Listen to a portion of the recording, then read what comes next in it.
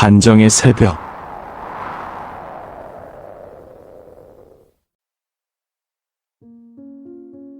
새벽 공기가 차갑게 궁궐을 스쳤다.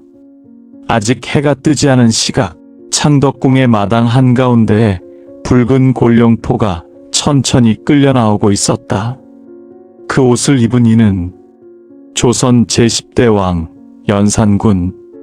그는 왕이었으나 그 순간만큼은 왕이 아니었다.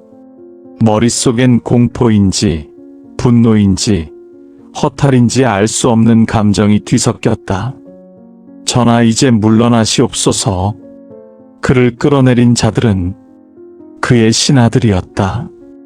그가 믿었던 자들, 그에게 절했던 자들, 그가 벌벌 떨게 만들었던 자들이었다. 한 시대를 뒤흔든 왕의 인생은 그렇게 새벽 공기 속에서 끌려 내려가기 시작했다. 하지만 이 모든 광기와 혼란, 사륙의 시작은 결코 단순하지 않았다. 그 비극은 한 아이의 슬픈 기억 속에 조용히 그러나 깊숙하게 심어졌었다.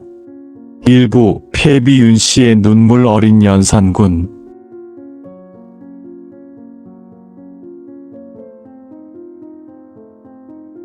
연산군은 1476년 성종의 아들로 태어난다. 조선은 그때 비교적 안정된 시기였고 왕실도 온화한 분위기였다. 하지만 이 아이는 태어난 순간부터 이미 불행의 씨앗을 안고 있었다. 그의 어머니 윤씨, 성종의 사랑을 받았지만 질투와 궁중 권력 싸움 속에서 결국 패비가 되었고 사약을 받고 죽었다. 연산군은 그때 겨우 4살, 어머니의 죽음을 기억할 나이조차 아니었다. 그러나 궁궐은 아이에게 잔인한 침묵을 가르쳤다. 누구도 아이 앞에서 어머니라는 단어를 꺼내지 않았다.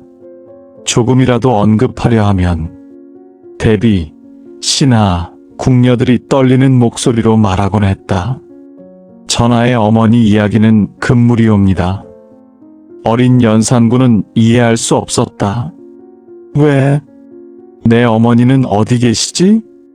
그에게 어머니란 부재의 존재였고 누구도 답해주지 않는 살아있는 질문이었다.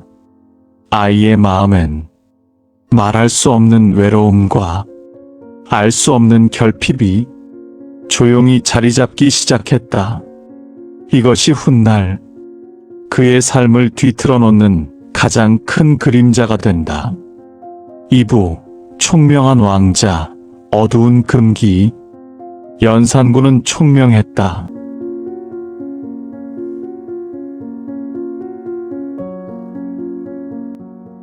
활쏘기, 글쓰기, 음악, 말타기 모든 면에서 뛰어났다. 성종은 가끔 그를 바라보며 참으로 총명한 아이다라고 칭찬하곤 했다. 그러나 성종은 아들이 윤씨의 아들이라는 사실 때문에 어쩐지 늘 마음이 편치 않았다. 궁궐 안에서는 남몰래 이런 말이 돌았다. 왕자 저 아이는 참 총명하나 눈빛이 어쩐지 예민하오. 연산군은 누구보다 빠르게 배웠고 누구보다 정확히 기억했다. 문제는 그 예민함, 그 감수성, 그 결핍의 상처가 점점 깊어지고 있었다는 점이다. 그는 때때로 혼자 중얼거렸다. 어머니, 정말 없는 걸까? 그에겐 아무도 가르쳐주지 않았지만 모두가 숨기고 있는 어떤 진실이 있다는 느낌이 어릴 때부터 있었다. 삼부왕이 되다 초반의 명군. 1494년 성종이 세상을 떠난다. 21살의 연산군은 조선 제10대 왕의 자리에 오른다. 처음 몇 년 동안 그는 놀라울 만큼 훌륭한 왕이었다. 세금 감면, 부역 부담 완화, 사치 금지, 백성 친화 정책. 백성들은 말했다. 젊은 임금인데 참으로 현명하구나. 신하들도 말했다. 부친보다 더 백성을 위하는 임금일지도. 다만 그의 마음속에는 오랫동안 봉인된 하나의 질문이 있었다. 어머니는 왜 죽었는가? 그 금기가 왕이 된 지금 서서히 문을 열기 시작했다. 사부, 진실의 발견, 광기의 시작 무오사화. 언젠가부터 궁궐 곳곳에서 이상한 일이 벌어지기 시작했다. 왕이 어머니의 이야기를 묻는다는 소문, 왕이 금서들을 찾고 있다는 소문, 왕이 사관들의 기록을 살펴본다는 소문, 그리고 결국 그는 금서 한 권을 손에 넣는다. 사초, 폐비윤씨 사건의 기록. 책을 펼친 순간 그는 멈춰버렸다. 거기엔 그의 어머니가 궁중 암투 속에서 어떻게 모함을 당했고 어떤 독약이 준비되었으며 누가 그녀를 죽음으로 몰았는지가 낱낱이 적혀 있었다. 그날 밤 연산군은 감정을 주체하지 못하고 책을 던지며 소리쳤다. 내 어머니를 죽인 놈들을 살려둘 수 없다. 이후 벌어진 사건이 조선사 최대의 피바람, 무오사화. 어머니 사건에 조금이라도 연루되었거나 당시 기록을 남긴 사관들까지 무참히 처형되었다. 연산군의 눈빛은 더는 이전의 명군의 눈빛이 아니었다. 그의 안에서 오랫동안 눌려있던 분노가 거대한 폭풍으로 터져나오기 시작했다. 오부, 절제가 무너진 왕 광기, 사치, 향락. 사화를 겪은 후 연산군은 더 이상 자신을 통제하지 못했다. 그는 하루 종일 연회를 벌였고 술과 음악과 여인들 사이에서 현실을 잊으려 했다. 국가의 문서들은 탁자 위에서 쌓여갔고 신하들의 충언은 모두 공개적으로 모욕당했다. 그는 말했다. 나에게 맞추어라. 왕의 기분이 곧 나라의 법이다. 그러던 어느 날 그는 궁녀들을 시켜 기생발구를 명한다. 가난한 집 딸들, 혼례도 안 치른 규수들까지 강제로 궁궐로 끌려오게 된다. 이것이 악명 높은 기리현, 또한 왕의 밤길을 지키기 위해 무자비한 비밀경찰 조직을 만든다. 야경국, 그들은 왕이 의심하는 자들을 밤마다 끌고 갔다. 궁궐은 왕 한 사람의 감정에 따라 죽음과 공포가 지배하는 거대한 감옥이 되었다. 육부, 갑자사화, 조선이 피로 물들다. 1498년의 무오사화보다 더 무서운 사건이 1504년에 벌어진다. 갑자사화. 이번에는 폐비윤씨 사건과 조금이라도 관련이 있다고 의심되는 수백 명의 신하와 그들의 가족까지 참혹하게 죽음으로 몰렸다. 고문, 능지처사, 자결강요. 궁궐의 공기는 핏빛으로 물들어갔다. 백성들은 두려움에 떨었다. 누구도 왕의 시선을 마주치려 하지 않았다. 누구도 왕의 질문에 진실을 말하려 하지 않았다. 사람들은 속삭였다. 우리는 더 이상 왕을 모시는 것이 아니다. 미친 인간을 두려워하며 사는 것이다.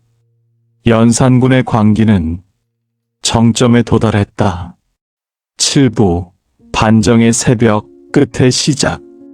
1506년 9월, 드디어 왕의 곁에서조차 그를 두려워하고 지켜보던 이들이 결단을 내린다. 중종 반정, 그날 새벽, 궁궐 문이 조용히 열리고 중신과 군인들이 궁궐 안으로 밀려 들어왔다. 궁궐은 이상하리만큼 조용했다. 왕을 지키던 무사들도 이미 마음을 돌린 뒤였다. 연산군은 끌려 내려오면서 마지막으로 외쳤다. 너희는 모두 내 어머니를 죽인 자들이다. 너희가 내 슬픔을 아느냐? 그러나 그 울부짖음은 아무도 듣지 않았다. 광기의 시대는 그렇게 막을 내렸다. 팔부, 유배, 그리고 쓸쓸한 마지막 단종과 가장 비슷한 최후. 연산군은 강화도로 유배된다. 그는 처음 며칠 동안 잠도 제대로 자지 못했다. 분노, 후회, 억울함. 그의 마음은 여전히 폭풍이었다. 그러나 시간이 지나자 그 폭풍도 잦아들었다. 그는 침묵 속에서 자신의 인생을 되돌아보았다. 그리고 그는 작은 목소리로 중얼거렸다고 한다. 나는 평생 어머니를 그리워했을 뿐이다.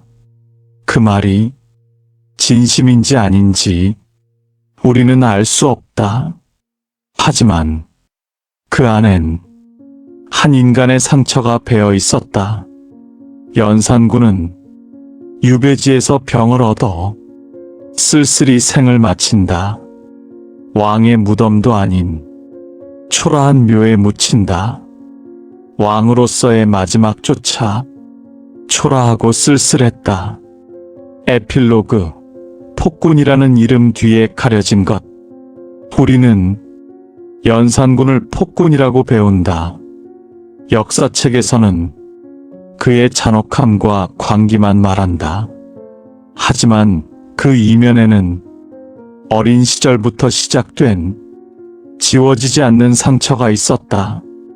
어머니의 빈자리, 누구도 말해주지 않은 진실, 궁궐이라는 차가운 공간에서 자라난 감정의 결핍. 그 모든 것이 연산군이라는 인간을 만들었고, 그 인간은 왕이 되었으며, 왕이 되자 누구도 막지 못하는 괴물이 되었다. 그러나 그 괴물의 중심엔 어쩌면 평생 사랑받고 싶었지만 그러지 못한 어린아이가 있었을지도 모른다.